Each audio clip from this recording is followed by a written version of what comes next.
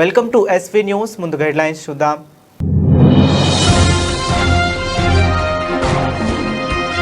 దేశంలో డిజిటల్ జనగణన ప్రారంభం. స్వయంగా వివరాలు నమోదు చేసుకున్న రాష్ట్రపతి, ప్రధాని.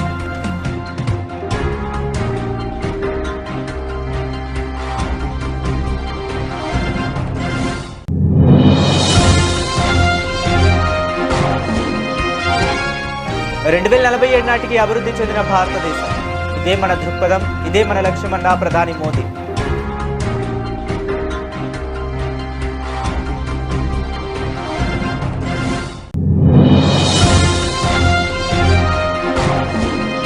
సింథసిస్ గ్యాస్ ను ఉత్పత్తి చేయడం ద్వారా దిగుమతులు తగ్గించవచ్చు, స్పష్టం చేసిన కేంద్ర మంత్రి జి కిషన్ రెడ్డి.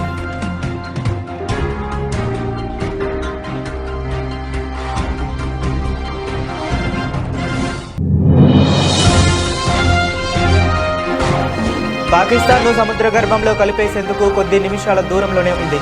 ఆపరేషన్ సింధూర్ వెనుక ఉన్న ఉత్కంఠ భరిత వాస్తవాలను బయటపెట్టిన నేవీ చీఫ్.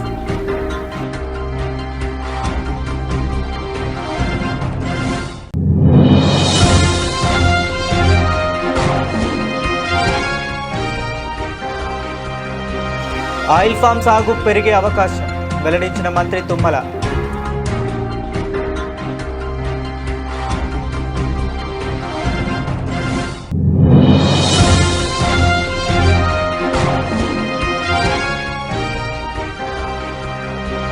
శ్రీరాముని ఆశీస్సులతో ధర్మపాలన అందిస్తాం, ఒంటిమిట్టలో సీఎం చంద్రబాబు.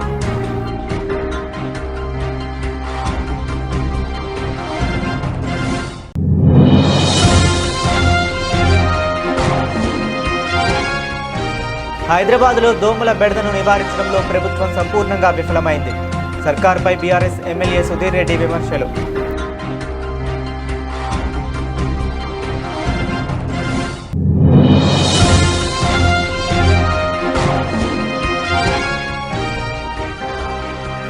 చట్టాల అమలులో జాగ్రత్తలు అవసరం. జన్విశ్వాస్ సవరణ బిల్లుపై జరిగిన చర్చలో ఎంపీ గురుమూర్తి కీలక సూచనలు.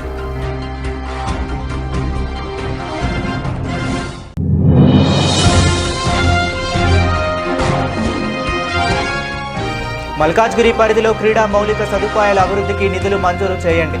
పార్లమెంట్లో కేంద్ర ప్రభుత్వాన్ని కోరిన ఎంపీ ఈటెల రాజేందర్.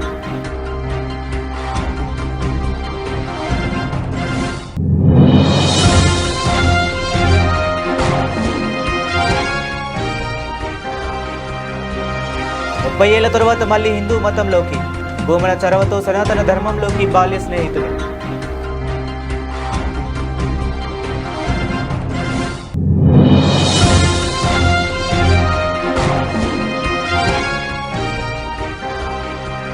రిజ్వీ అద్భుత పోరాటం, లక్నో చేతుల్లోంచి గెలుపును లాగేసుకున్న ఢిల్లీ.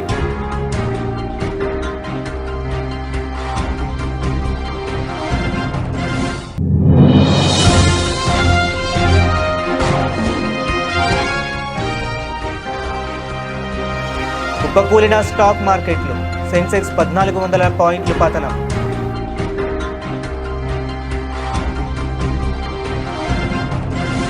ఇక డీటెయిల్స్ చూస్తే, దేశంలో మొట్టమొదటిసారిగా పూర్తిగా డిజిటల్ విధానంలో నిర్వహిస్తున్న జనగణన ప్రక్రియ దేశ రాజధాని ఢిల్లీతో పాటు 8 రాష్ట్రాలు, కేంద్రపాలిత ప్రాంతాల్లో ప్రారంభమైంది.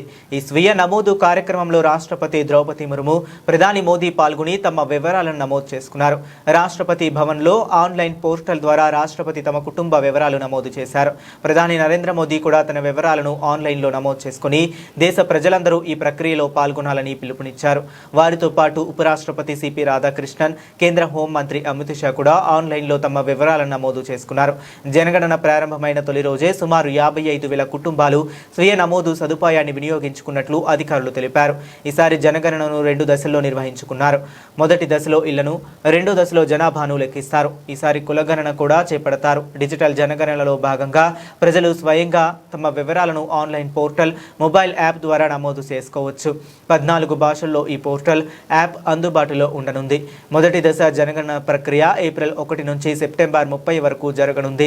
ప్రతి రాష్ట్రం, కేంద్రపాలిత ప్రాంతంలో 30 రోజుల పాటు క్షేత్రస్థాయి సర్వే జరుగుతుంది. ప్రతి రాష్ట్రంలో సర్వేకు ముందు 15 రోజుల పాటు స్వీయ నమోదు ప్రక్రియ ఉంటుంది.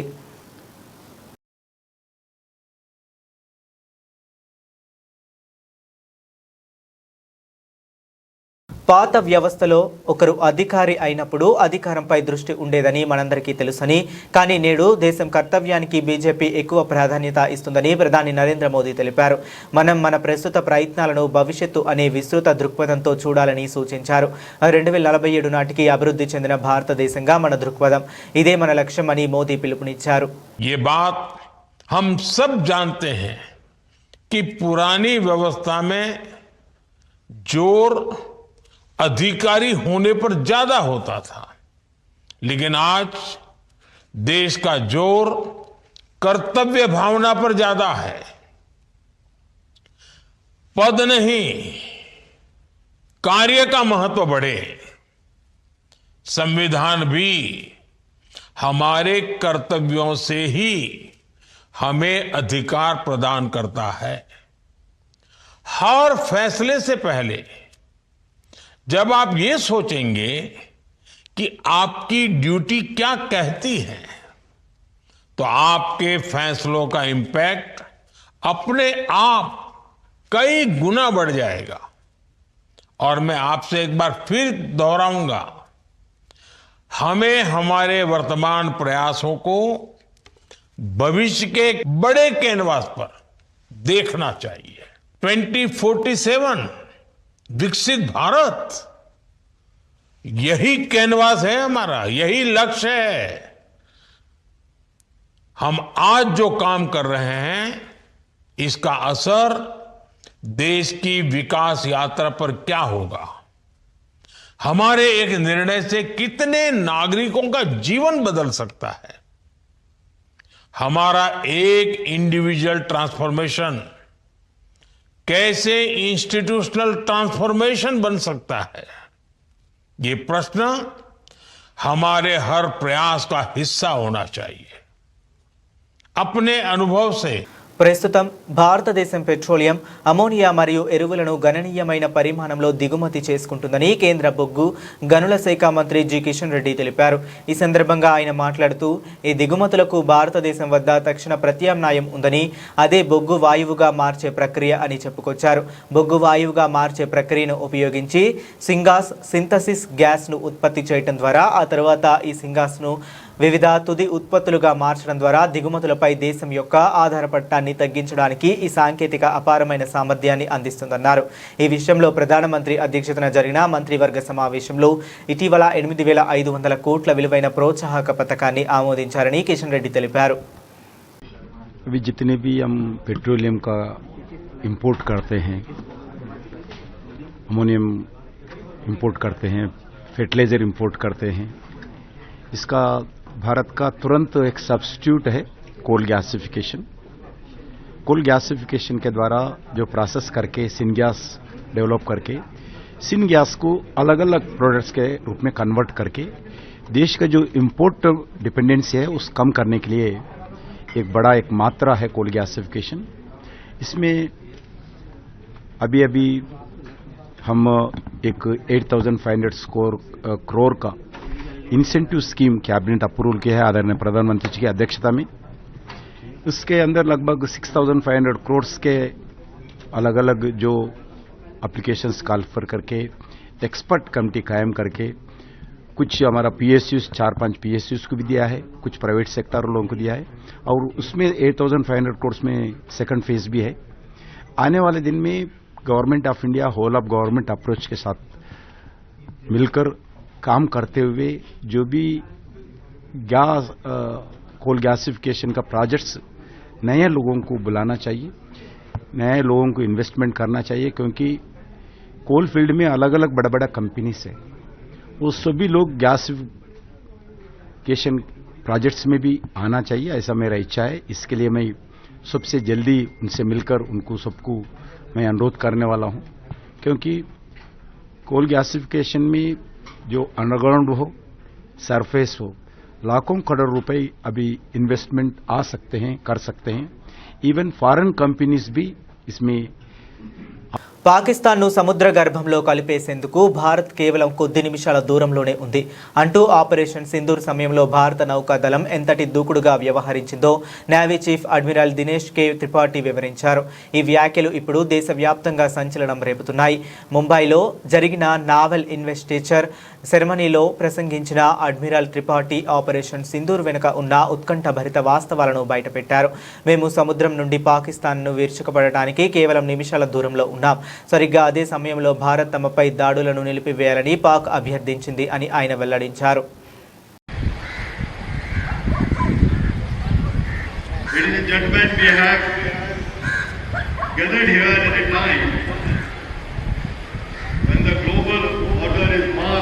Increasing fragmentation and friction.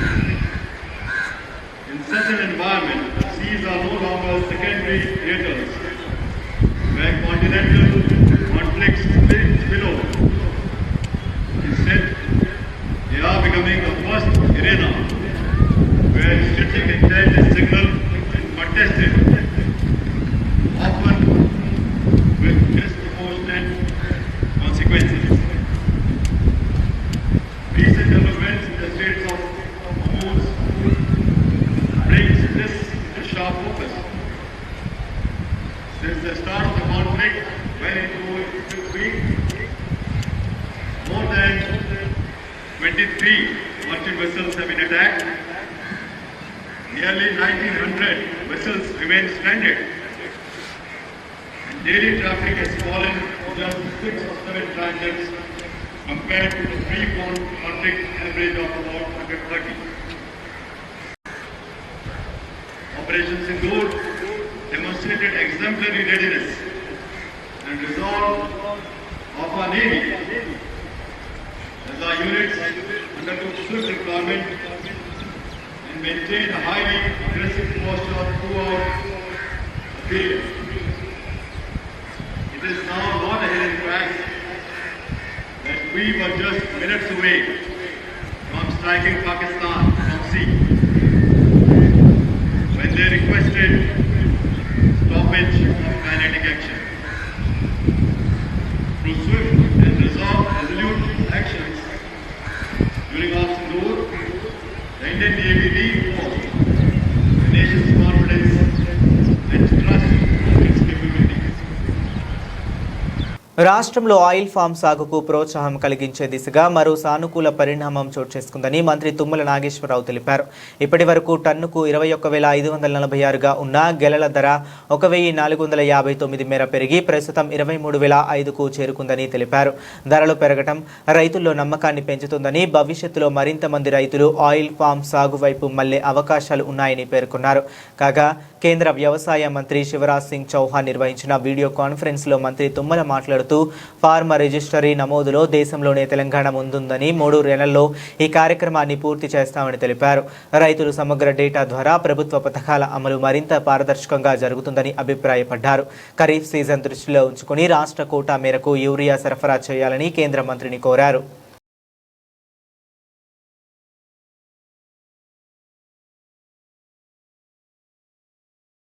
శ్రీరాముడి ఆశీస్సులతో ఆయన చూపిన మార్గంలో ధర్మాన్ని అనుసరించి రాష్ట్రంలో ధర్మబద్ధమైన పాలన అందిస్తామని ముఖ్యమంత్రి చంద్రబాబు స్పష్టం చేశారు.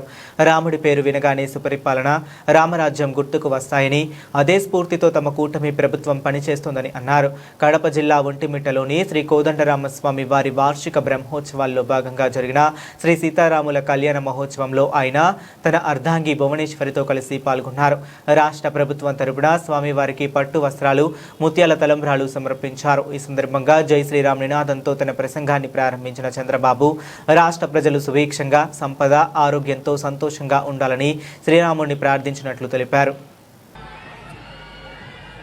జై శ్రీరామ్, జై శ్రీరామ్, గట్టిగా జై శ్రీరామ్. ఈ రోజు మనందరికీ ఒక పవిత్రమైన రోజు. సీతారామ కళ్యాణంలో మనందరం భాగస్వాములు కావడం మన అదృష్టం. ఎప్పుడు కూడా రాముడు అనగానే మనకు గుర్తొచ్చేది రామరాజ్యం, సుపరిపాలన, అలాంటిది ఈరోజు నెమరేసుకుని ఇంకొక పక్కన వెంకటేశ్వర స్వామి కలియుగ అవతారం, ఆయన కూడా ఈ రాష్ట్రంలో ఉండడం నెలకొనడం మన అదృష్టం. ఈరోజు ఒక పక్కన ఒంటెమిట్టలో సీతారామ కళ్యాణం జరిగింది. రాష్ట్రానికి ఎప్పుడు కూడా సుభిక్షంగా ఉండాలని రాముడు ఏ విధంగా అయితే రామరాజ్యాన్ని ఏర్పాటు చేశారో మనందరికీ అన్ని విధాల న్యాయం జరగాలని, అలాంటి న్యాయానికి శ్రీరామన్లందరినీ కూడా ఆశీర్వదించాలని మనస్ఫూర్తిగా ఆకాంక్షిస్తున్నాను. ఒక సుఖ సంతోషాలు, మనందరికీ సంపద ఇవ్వడం, ఆరోగ్యాన్ని ఇవ్వడం, ఆనందాన్ని ఇవ్వాలని శ్రీరాముడిని ప్రార్థిస్తూ, అదే మాదిరిగా ఈ టెంపుల్ మనం చూస్తే ఒకప్పుడు మనం అందరం కూడా సమైక్య ఆంధ్రప్రదేశ్లో భద్రాచలంలో కార్యక్రమాలు నిర్వహించేవాళ్ళం. విభజన జరిగిన తర్వాత మొట్టమొదటిసారి ఇక్కడ ప్రారంభించాం. ఆ తర్వాత తిరుమల తిరుపతి దేవస్థానం దత్తత తీసుకుని ఈ ప్రాంత అభివృద్ధి ప్రారంభమైంది. ఈరోజు రెండో విధంగా ఆలోచిస్తే ఒక పవిత్రమైన రోజున అమరావతి లోకసభలో చట్టం చేశారు. మనందరికీ రాబోయే రోజుల్లో అమరావతి మన రాజధాని, దేవతల రాజధాని అమరావతి. అక్కడ దేవేంద్రుడు పరిపాలిస్తే ఇక్కడ మన రాజధాని, ప్రజా రాజధాని. రాముడు ఏ విధంగా అయితే రామరాజ్యాన్ని ఇచ్చాడో, రాముని యొక్క ఆశీస్సులతో మీ అందరికీ న్యాయం చేయడానికి, అన్ని విధాల ధర్మాన్ని పాటించడానికి మీకు అండగా ఉంటామని మరొక్కసారి మీ అందరికి విజ్ఞప్తి చేసుకుంటూ, మరొక్కసారి అందరికి కూడా జై శ్రీరామ్, జై శ్రీరామ్, జై శ్రీరామ్. అందరికీ నమస్కారాలు. హైదరాబాద్లో దోమల బెడదను నివారించడంలో ఈ కాంగ్రెస్ ప్రభుత్వం సంపూర్ణంగా విఫలమైందని బీఆర్ఎస్ ఎమ్మెల్యే సుధీర్ రెడ్డి అన్నారు. గత బీఆర్ఎస్ ప్రభుత్వంలో చెరువుల్లో దోమలు పెరగకుండా 5 పద్ధతుల్లో దోమలను, వాటి గుడ్లను నాశనం చేసేవాళ్లమని తెలిపారు. కానీ ఈ ప్రభుత్వం ప్రజలను గాలికి వదిలేసిందని ఆరోపించారు. దోమల బెడదతో ప్రజల మలేరియా, చికెన్ గున్యా అనారోగ్యాలలో ఆసుపత్రులతో చేరుతున్నారని ఆవేదన వ్యక్తం చేశారు. ఆయిల్ బాల్స్ తోటి లార్వా అంతా చచ్చిపోతుంది. లార్వా స్ప్రెడ్ కాదు, తద్వారా దోమల నియంత్రణ తగ్గింది. రెండవది, మాన్యువల్ భుజానికి ఈపుకు దోమల స్ప్రేయింగ్ డబ్బా మనం కట్టుకొని దాన్ని 15 మీటర్ల దాకా పోతుంది. ఈ 15 మీటర్లు స్ప్రేయింగ్ చేసేవాళ్ళం. స్ప్రే చేస్తే లార్వా డెవలప్ కాకుండా ఉండేది. కానీ మధ్య చెరువు దాకా మందు రీచ్ కాకపోతుంది. దాని తర్వాత డ్రోన్ ద్వారా మరి మధ్య చెరువులో కొట్టేవాళ్ళం. ఆ డ్రోన్ ద్వారా కొట్టడం వల్ల కంప్లీట్గా లార్వా చచ్చిపోయేది. దాని తర్వాత మళ్ళీ గంబూజియా చేపలని చెప్పేసి చేపలను నీళ్ళల్లో వదిలేవాళ్ళం. నీళ్ళల్లో వదిలిపెట్టడం వల్ల ఈ లార్వా అంతా కూడా తినేసేది. తద్వారా దోమలు అన్ని కూడా అదుపులో ఉంటుండే. ఈ ప్రభుత్వం సంపూర్ణంగా విఫలమైపోయింది. ఏ చర్యలు తీసుకుంటలేదు. దోమల మీద యుద్ధం ప్రకటించినాక కూడా ఎటువంటి చర్యలు తీసుకోకుండా ప్రజల్ని గాలికి వదిలేసి ప్రజలు డెంగ్యూ, మలేరియా, చికెన్ గున్యా ఇవన్నీ రోగాలతోటి ఇలా ఆసుపత్రుల్లో చేరుతున్నారు. తద్వారా లక్షల రూపాయల ఖర్చులు పేదవానికి మరి మధ్యతరగతి కుటుంబానికి భారం అవుతుంది. కనీసం దోమల్లోనే అరికట్టమని చెప్పేసి ఈ ప్రభుత్వాన్ని కోరుతా ఉన్నాను. జన్ విశ్వాస్ సవరణ బిల్లుపై పార్లమెంట్లో జరిగిన చర్చలో వైసీపీ ఎంపీ మద్దిల గురుమూర్తి పాల్గొని కీలక సూచనలు చేశారు. వివిధ చట్టాలలో ఉల్లంఘనలను చేర్చి అమలు వ్యవస్థను బలోపేతం చేయటం మంచి చర్యేనని పేర్కొంటూనే చిన్న పెద్ద ఉల్లంఘనల మధ్య స్పష్టమైన తేడా లేకపోతే అమలులో అసమానతలు తలెత్తే ప్రమాదం ఉందని ఆందోళన వ్యక్తం చేశారు. జైలు శిక్షల స్థానంలో ఎక్కువగా నగదు జరిమానాల విధానం తీసుకురావటం వల్ల కొన్ని సందర్భాల్లో నిరోధక ప్రభావం తగ్గే అవకాశం ఉందని ఆయన తెలిపారు. ముఖ్యంగా భద్రతకు సంబంధించిన కీలక ఉల్లంఘనల్లో కఠిన చర్యలు అవసరమని స్పష్టం చేశారు. నియంత్రణ వ్యవస్థలు బలోపేతం కావటం, నేరాల నమోదులో పారదర్శకత పెరగడం సానుకూలమేనని చెప్పినా అవి సమర్థవంతంగా పనిచేయాలంటే బలమైన డిజిటల్ పర్యవేక్షణ వ్యవస్థలు అవసరమని అన్నారు. माननीय सदस्य Shri M Gurumurthy ji. Thank you, madam, for giving me the opportunity to speak on Jan Vishwas Amendment of Provisions Bill 2026, madam. Madam, Inland Vessels Act Amendment Section 63 expands scope to include offences and contraventions, strengthening enforcement, madam. However, options of classification between minor and serious violation risk arbitration treatment, madam. Further, there is a ground level regulatory capture may happen, madam. So in chapter 16, punishment reflects stricter enforcement intent, madam. However, blanket shift towards monetary penalties instead of imprisonment may dilute deterrence in safety critical violations, madam. Madam, in key offense areas, section 14, 18 and 30 strengthens regulatory compliances, madam. In section 87 of 5, recording of offences improves transparency, madam. However, effectiveness depends on robust digital monitoring systems, madam. Madam, in section 87A, adjudication mechanism introduced adjudicating officers and appeals. However, concentration of investigative adjudication Malkajgiri parliament నియోజకవర్గ పరిధిలో క్రీడా మౌలిక సదుపాయాల అభివృద్ధికి Khelo India పథకం కింద నిధులు మంజూరు చేయాలని పార్లమెంట్లో బీజేపీ ఎంపీ ఈటెల రాజేందర్ కేంద్ర ప్రభుత్వాన్ని కోరారు.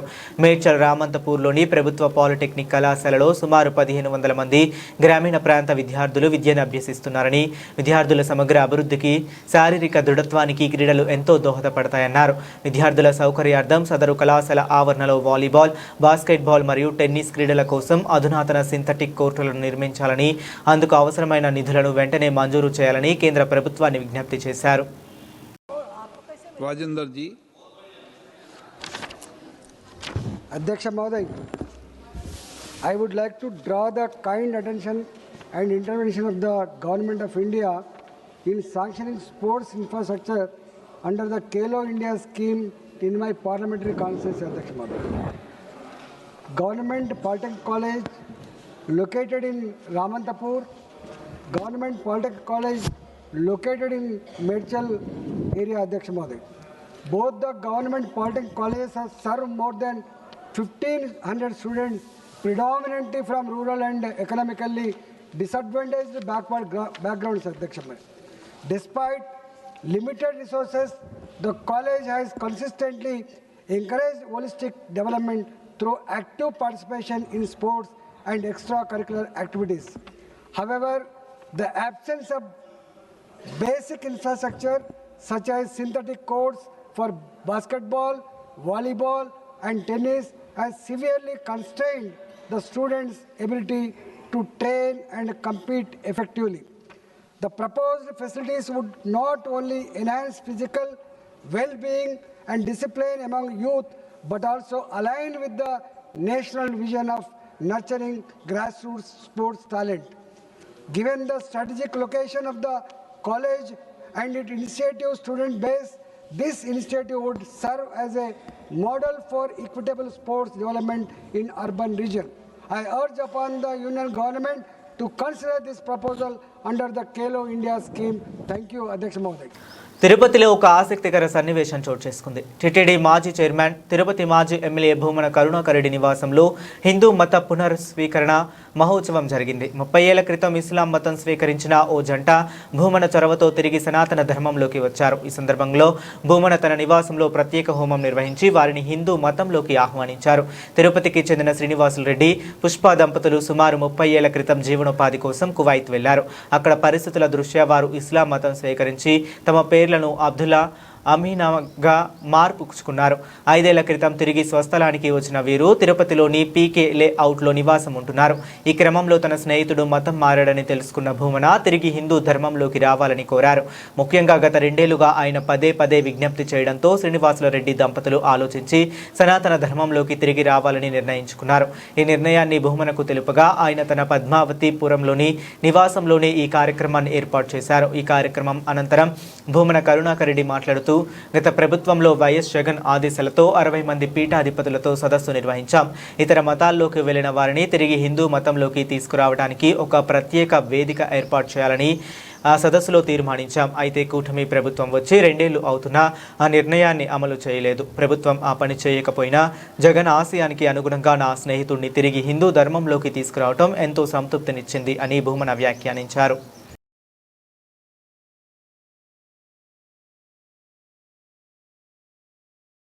ఇండియన్ ప్రీమియర్ లీగ్ 2026 సీజన్లో ఢిల్లీ క్యాపిటల్స్ అద్భుత విజయాన్ని నమోదు చేసింది. లక్నో సూపర్ జైంట్స్తో జరిగిన మ్యాచ్లో 6 వికెట్ల తేడాతో గెలుపొందింది. కేవలం 26 పరుగులకే 4 కీలక వికెట్లు కోల్పోయి ఓటమి అంచునా నిలిచిన ఢిల్లీని యువ బ్యాటర్ సమీర్ రిజ్వీ తన అసాధారణ ఇన్నింగ్స్తో గెలిపించాడు. ట్రిస్టన్ స్టబ్స్ 32 బంతుల్లో 39 నాటౌట్ అతనికి అండగా నిలిచాడు. వీరిద్దరూ 5వ వికెట్కు అజేయంగా 119 పరుగులు జోడించి జట్టుకు చిరస్మరణీయ విజయాన్ని అందించారు. లక్నోలో ఏకానా స్టేడియం వేదికగా జరిగిన ఈ మ్యాచ్లో టాస్ గెలిచిన ఢిల్లీ కెప్టెన్ అక్షర్ పటేల్ తొలిత బౌలింగ్ ఎంచుకున్నాడు. దీంతో బ్యాటింగ్కు దిగిన లక్నో సూపర్ జాయింట్స్ ఢిల్లీ బౌలర్ల దాటికి 18.4 ఓవర్లలో 141 పరుగులకే కుప్పకూలింది. అనంతరం 142 పరుగుల సాధారణ లక్ష్యంతో బరిలోకి దిగిన ఢిల్లీ క్యాపిటల్స్కు ఆరంభం ఆశించిన స్థాయిలో లభించలేదు. క్లిష్ట దశలో క్రీజులో కలిసిన సమీర్ రిజ్వీ, ట్రిస్టన్ స్టబ్స్ అద్భుతమైన పోరాట పటిమ కనబరిచారు. లక్నో బౌలర్లను సమర్థంగా ఎదుర్కొంటూ స్కోర్ బోర్డును ముందుకు నడిపించారు. వీరిద్దరి అద్భుత భాగస్వామ్యంతో ఢిల్లీ మరో వికెట్ నష్టపోకుండా 17.1 ఓవర్లలోని లక్ష్యాన్ని ఛేదించింది.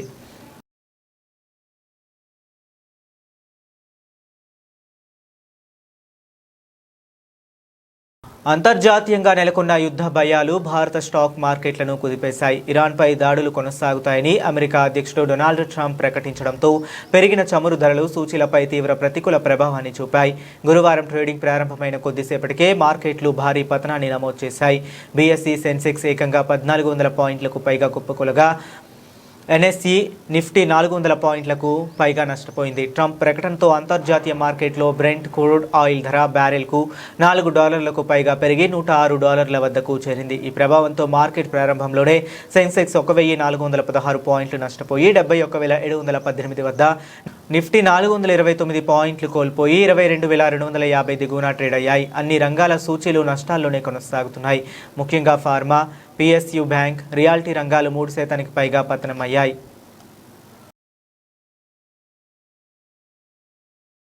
బులెటిన్ ముగించే ముందు మరొకసారి హెడ్లైన్స్ చూద్దాం.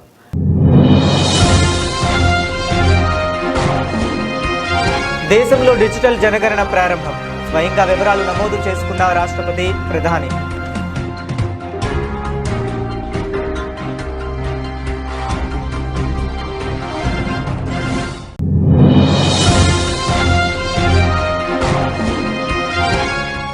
రెండు 2047 నాటికి అభివృద్ధి చెందిన భారతదేశం, ఇదే మన దృక్పథం, ఇదే మన లక్ష్యమన్న ప్రధాని మోదీ.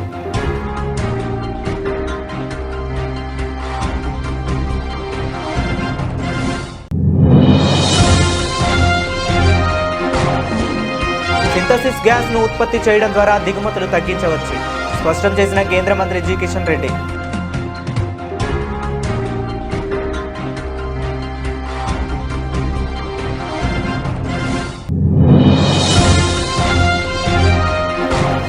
పాకిస్తాన్ను సముద్ర గర్భంలో కలిపేసేందుకు కొద్ది నిమిషాల దూరంలోనే ఉంది. ఆపరేషన్ సింధూర్ వెనుక ఉన్న ఉత్కంఠ భరిత వాస్తవాలను బయటపెట్టిన నేవీ చీఫ్.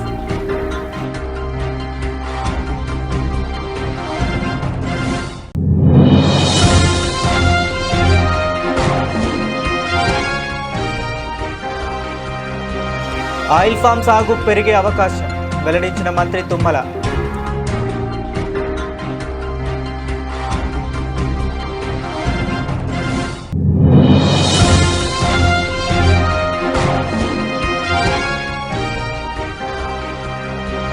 శ్రీరాముని ఆశీస్సులతో ధర్మపాలన అందిస్తాం, ఒంటిమిట్టలో సీఎం చంద్రబాబు.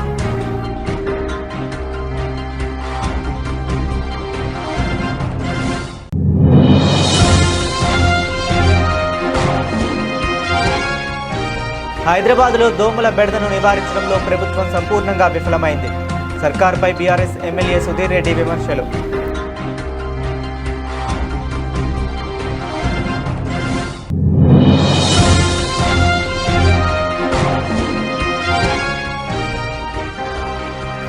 చట్టాల అమలులో జాగ్రత్తలు అవసరం. జన్విశ్వాస్ సవరణ బిల్లుపై జరిగిన చర్చలో ఎంపీ గురుమూర్తి కీలక సూచనలు.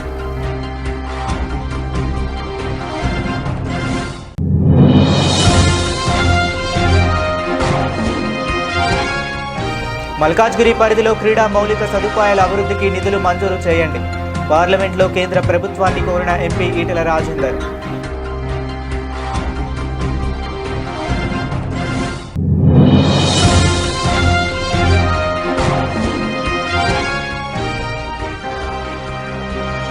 ముప్పై ఏళ్ల తరువాత మళ్లీ హిందూ మతంలోకి. భూమన చొరవతో సనాతన ధర్మంలోకి బాల్య స్నేహితుడు.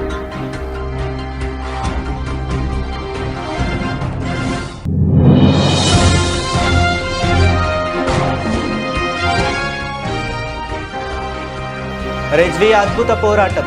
లక్నో చేతుల్లోంచి గెలుపును లాగేసుకున్న ఢిల్లీ.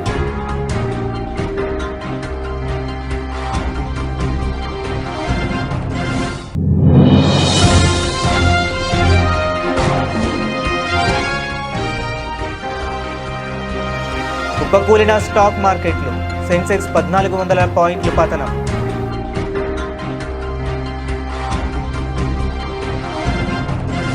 ఇవి ఇప్పటి వరకు ఉన్న అప్డేట్స్. మరిన్ని అప్డేట్స్ కోసం కీప్ వాచింగ్.